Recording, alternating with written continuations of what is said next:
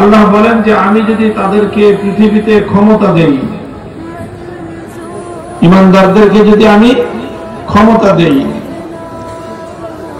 তাহলে তারা ক্ষমতা পাওয়ার পর মুসলমান কি করবে? মুসলমান ক্ষমতা পাওয়ার পর ক্ষমতাসীন হয়ে সে কি করবে? নিজের জন্য আর নিজের পরিবারের জন্য, নিজের আপনজনদের জন্য সম্পদের পাহাড় গড়বে। তাহলে সে কি করবে? নিজের এবং নিজের পরবর্তী সন্তান সন্ততিরা যেন সারা জিন্দেগি কিয়ামত পর্যন্ত ক্ষমতা ভোগ করতে পারে, সেই রকম ক্ষমতা কক্ষিগত করার ব্যবস্থা করবে। তাহলে কি করবে তারা? আল্লাহ বলতেছেন যে তারা সর্বপ্রথম 4টা কাজ করবে। কয়টা কাজ?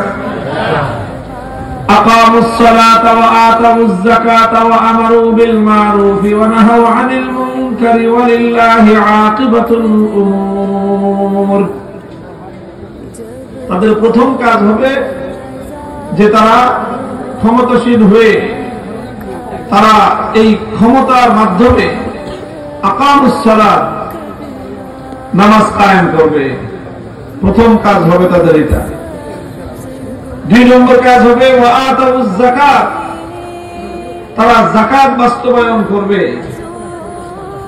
3 নম্বর কাজ হবে আমারু বিল মারুফ, তারা সৎ কাজের আদেশ জারি করবে, নেক কাজের আদেশ জারি করবে।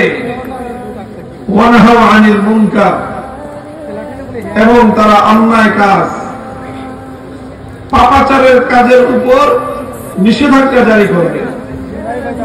এই 4টা কাজ কোন ঈমানদার ব্যক্তি যদি রাষ্ট্র ক্ষমতা পায়, তাহলে সরাসরি আল্লাহর পক্ষ থেকে নির্দেশিত তার 4 কর্মসূচি।